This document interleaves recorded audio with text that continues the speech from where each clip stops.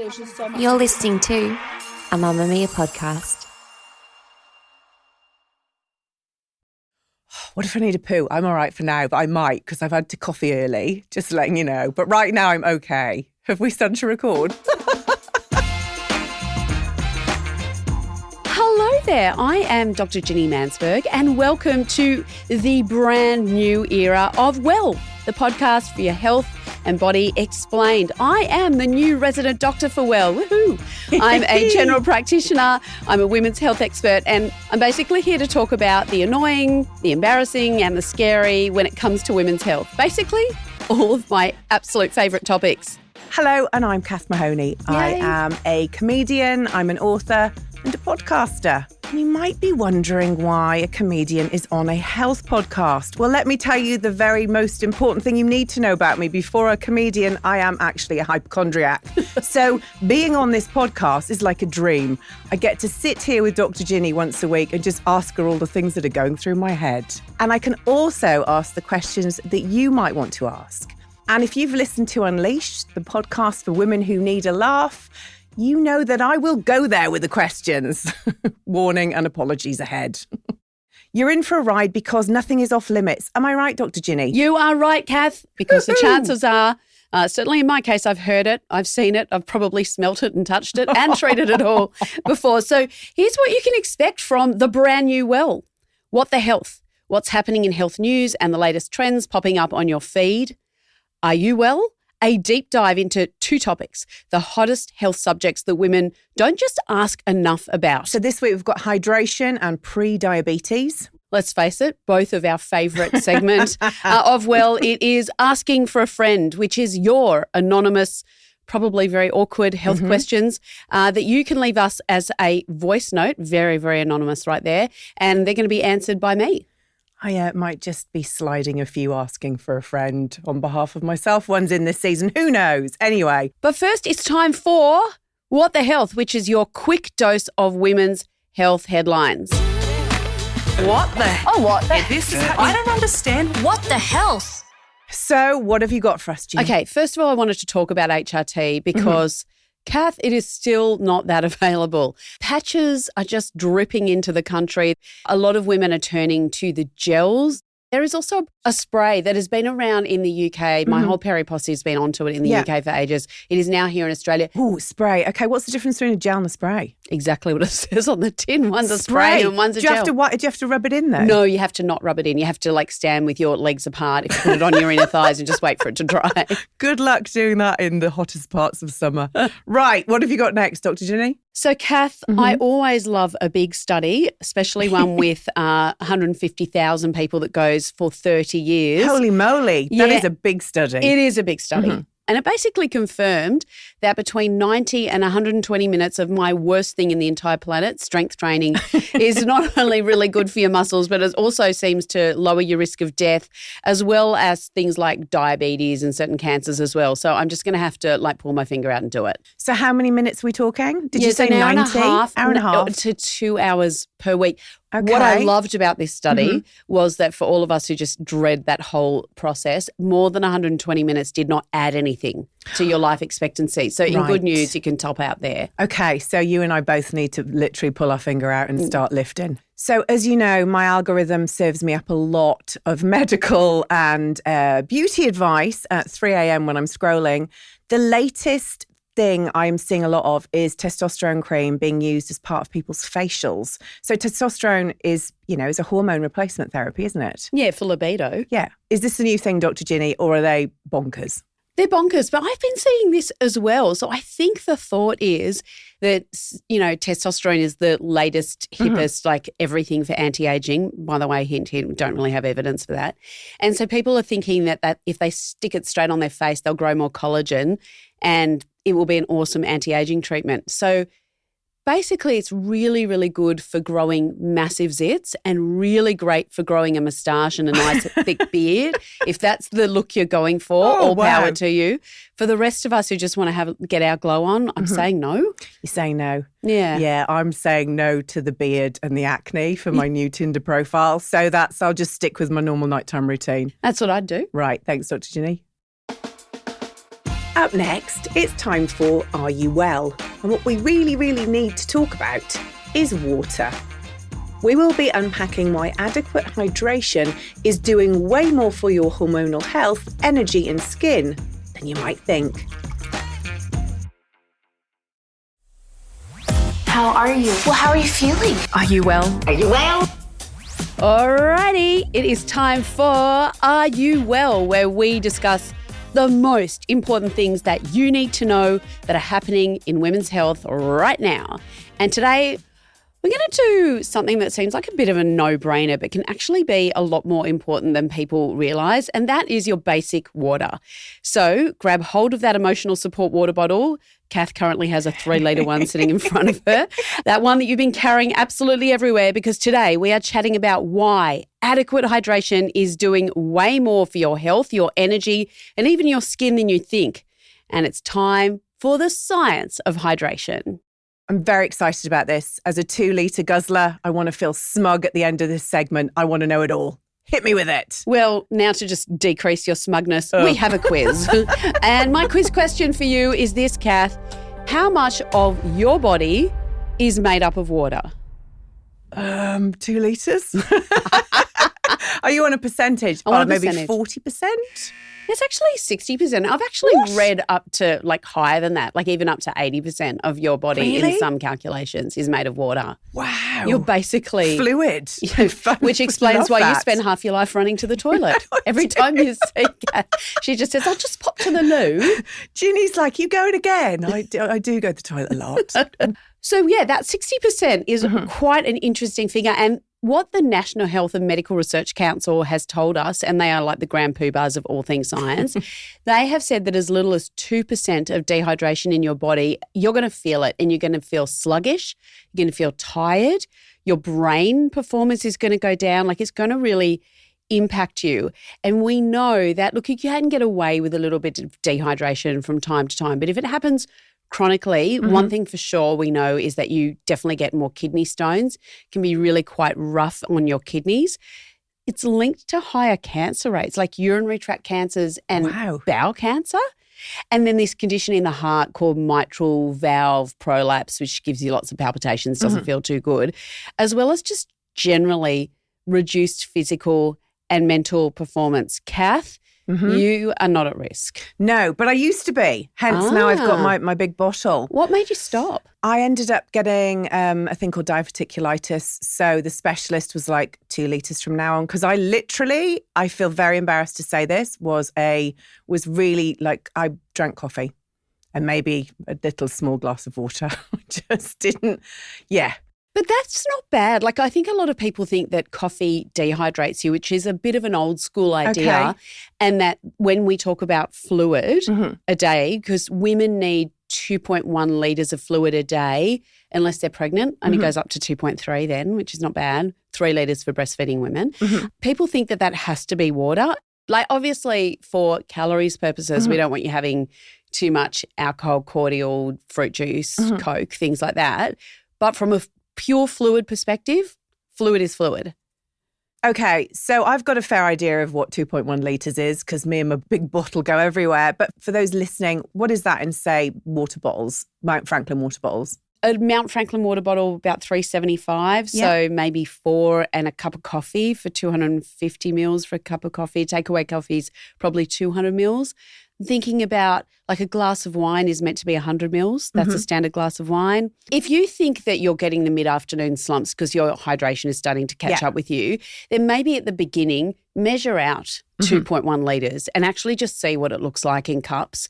And then you'll have a fair idea of what you need to be doing in your life to actually get your hydration up to speed. Dehydration, that word just makes me think of somebody in the desert, kind of crawling towards a mirage of water. What does dehydration actually mean? What is considered as dehydration? Yeah, it's hard. It's not like I can do a blood test on you and go, oh, you're dehydrated. Probably you'll know because you'll be thirsty. And even if you're not aware of your thirst, you might just feel like a bit sluggish, like you might have that mid-afternoon slump and you think you need a Snickers bar, but probably you'd be better off grabbing your emotional support water bottle. I mean, look, as a hypochondriac, I would be going on to Dr. Google presuming some of these symptoms were something far worse. I mean, do women even think that maybe it's dehydration that's the problem? I don't think so. The women that I see who are often dehydrated, and I often work it out when I ask for a urine sample and I see this brown sludge coming in. No, I mean, kind of dark urine instead of pale yellow. A lot of the women that I see are worried about incontinence and they're worried about not being able to make it to the toilet. So if they're going to be on a bus or if they're going to be in a long meeting or if they're going to be going out for drinks with the girls and they don't want to have to sit on the toilet all the time, they start withholding their own fluid in the hope that they don't need to wet their pants. And that's huge. Like that happens way more than people talk about because no one talks about incontinence. Wow. And so I think women have got to come up with a solution to their incontinence and start drinking again so that they feel more energetic. Yeah. And there are actually toilets everywhere. I know. All right. So you mentioned like a sludgy colour and then we talked about like obviously a deeper yellow. On the colour wheel, where would we want to be in a hydrated point of view? So let's talk about what you're going to see in the toilet bowl, which is going to be diluted in a whole lot of water. Do you know, I never even thought of that. Yeah. So what you wee is going to go much paler in the toilet. So it already should be a fairly pale yellow and be not watercoloured, but not far off water, like a very pale yellow is well hydrated. If you do a wee in the toilet, mind you, your first wee of the morning is always more concentrated because your body does that by design overnight to stop you from having to wee every 2 minutes.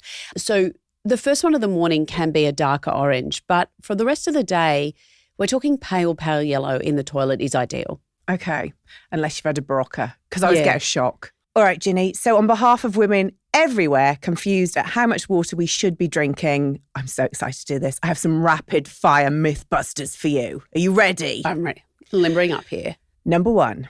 Is it really 8 glasses a day? And are we talking tumblers or schooners here? 2.1 litres. However that comes, more if you're pregnant, more if you're exercising a lot and doing a lot of sweating. Number 2, I mean, I love carrying around my giant drink bottle as we've discussed, but is it possible to drink too much water? In theory, you got to drink a lot. Like you got to be sculling about 1 litre an hour for many, many hours to wash the sodium out of your bloodstream altogether. That tends to happen when people are very unwell because you tend to stop yourself. You feel sick drinking that much water and you tend to put a stop on yourself. Number 3, can you be hydrated by liquids other than water?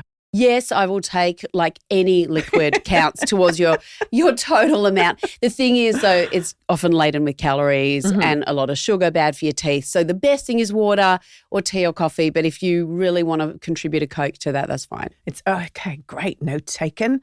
Number 4, does coffee really dehydrate you? No. Doesn't? No. That's so that is a myth. That's a myth. That is a myth, Bong, listeners. bong. Okay, we're getting rid of that one. And number 5, if you wait until you're thirsty to drink, is it too late? No, that's a myth too. That's fine. Up next, are you well? We need to talk about something else that is really important. It's a condition that affects 1 in 3 adults, but a massive 80% of them have no idea it's even happening. For our next Are You Well, we're going to take a slightly doom and gloom turn because it's about something affecting a staggering 1 in 4 Aussie adults, which is pre-diabetes. 1 in 4? Yeah, it's crazy. Wow. And the thing that is really mad, here's a stat for you. 80% of people with pre-diabetes have got no idea that they've got it. And of the 20% who know, most don't realise it's a problem. So, Cath, we're going to talk about what pre-diabetes is, why so many people have got no idea that they've got it, and whether there's anything you can do about it and even reverse it altogether. Okay. Okay, so Dr. Ginni, I feel like I know the term pre-diabetes, but I don't actually know what it means. Yeah, so it sounds like it's the thing that comes before diabetes, which is generally there's 2 types of diabetes. There's one where you don't make enough insulin. That's an autoimmune condition that tends to start in your teens or even in early childhood. And then the more common type 2 diabetes where you make enough insulin, at least in the early parts, but your cells don't respond to it. And as a result of that, your sugar levels in your blood go up, and those high sugar levels drive a whole lot of changes in your body that increase your risk of chronic conditions like having a heart attack, a stroke, destroying the arteries that actually supply your legs, but other things as well, causing cataracts.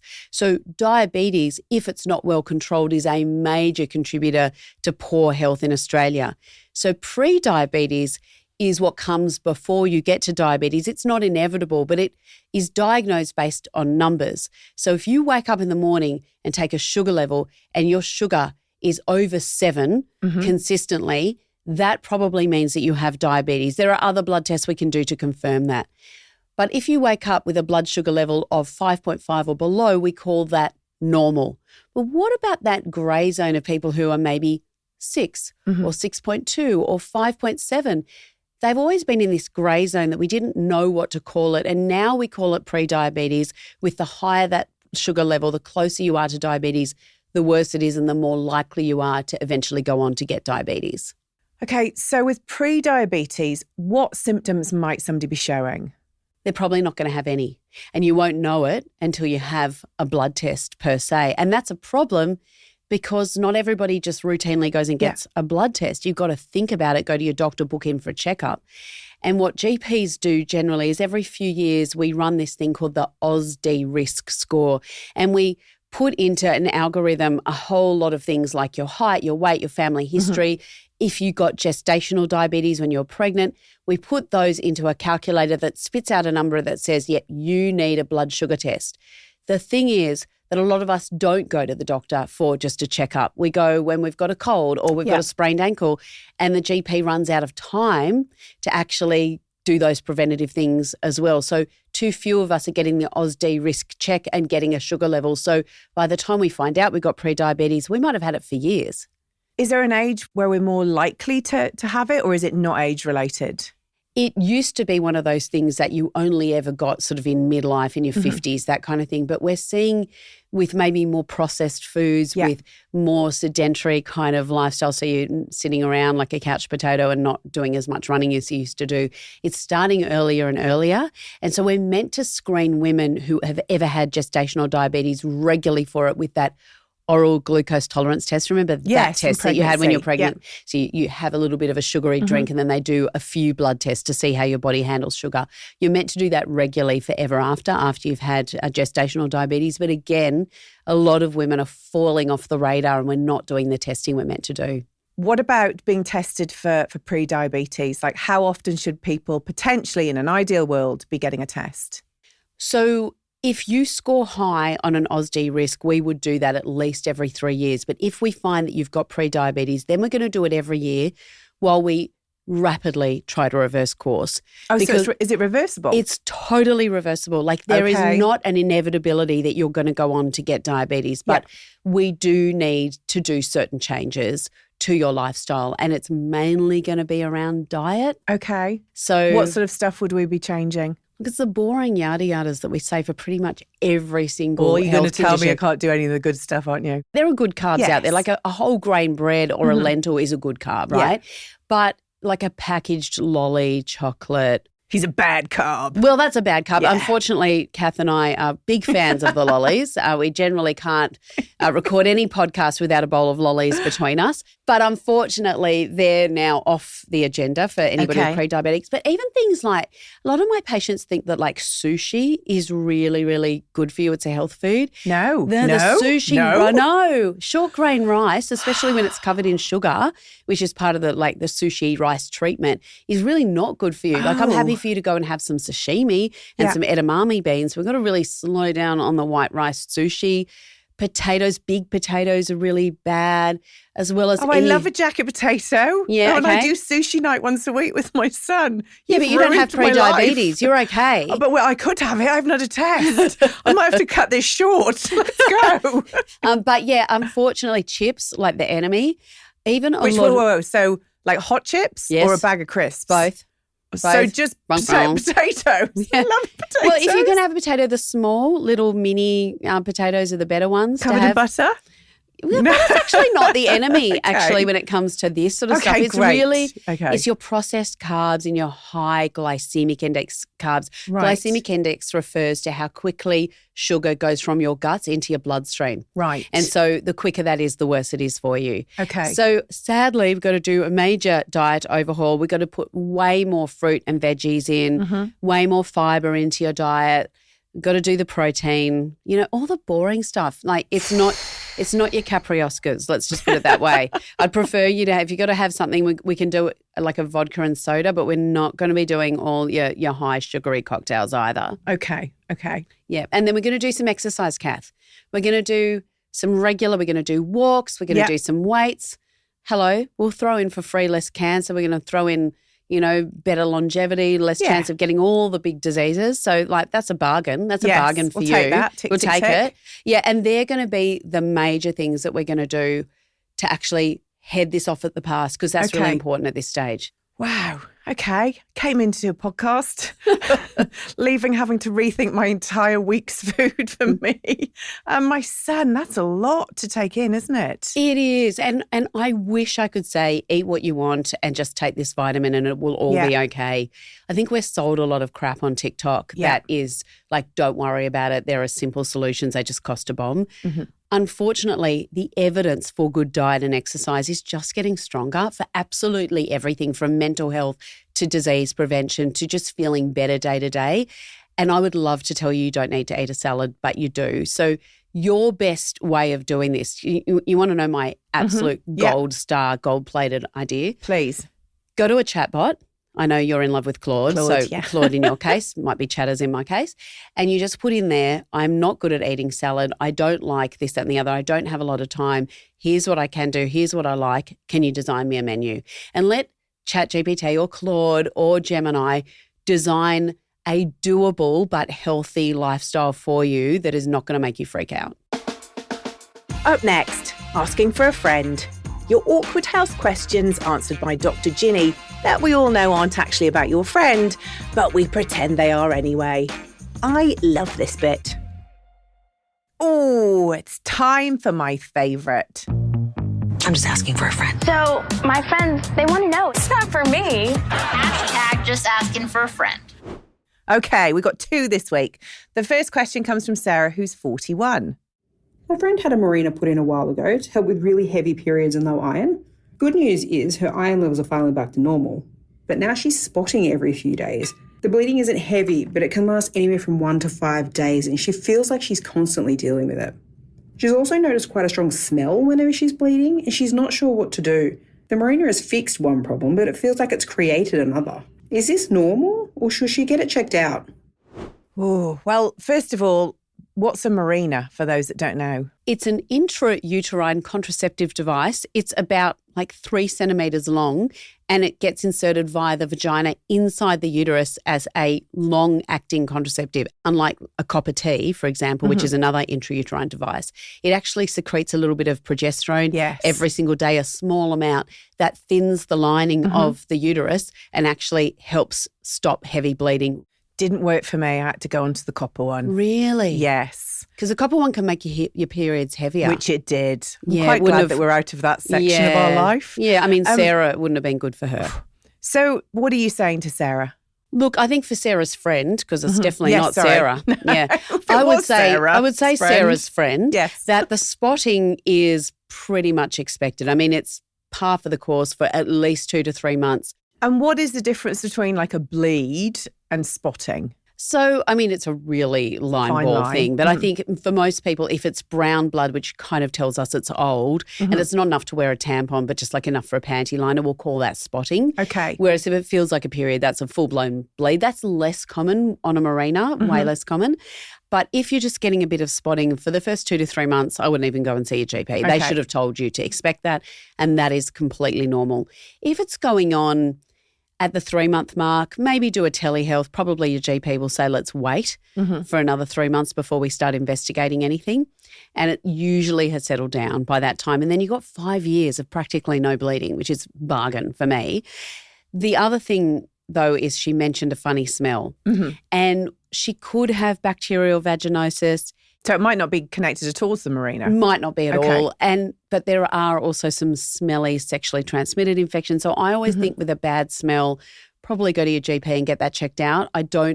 I'm not aware of that being associated with a Mirena at all. So Sarah's friend Yeah. should potentially go and see a doctor. Yeah, about the smell only. Yes. Okay.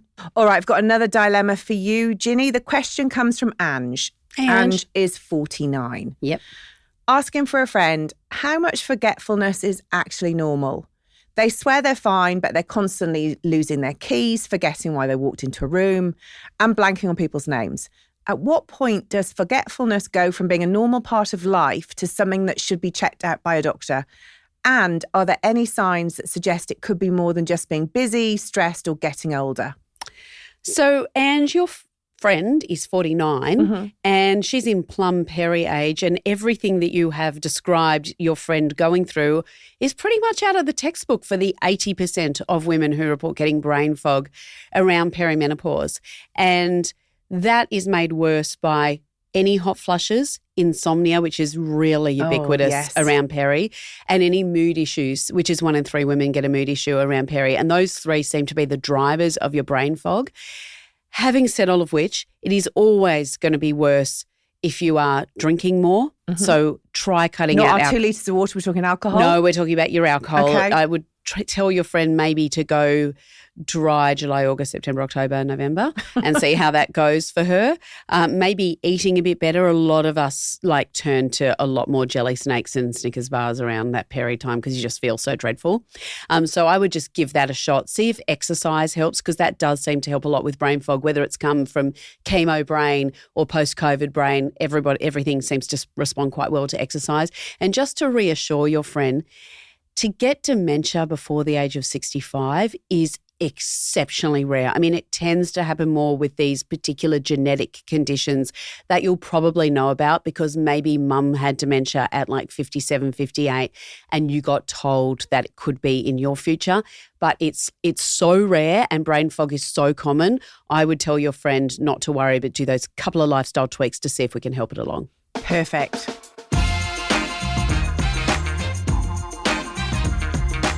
Okay, that is it from us. Gosh, that went quickly. Didn't it? Guys, don't forget to follow the show so you never miss an episode. It'll drop straight into your feed automatically, which is just the best. And make sure you're following us on our socials to stay up to date with everything that we're working on. And there's quite a lot. And if you want to hear your asking for a friend question, send us an email or voice note to well@mamamia.com.au, and we, when I say we, I mean Dr. Ginny, will get to the bottom of it. And please remember, information discussed in this podcast is for education purposes only and is not intended to provide professional medical advice. Please seek your own medical advice specific to your circumstances from your healthcare professional.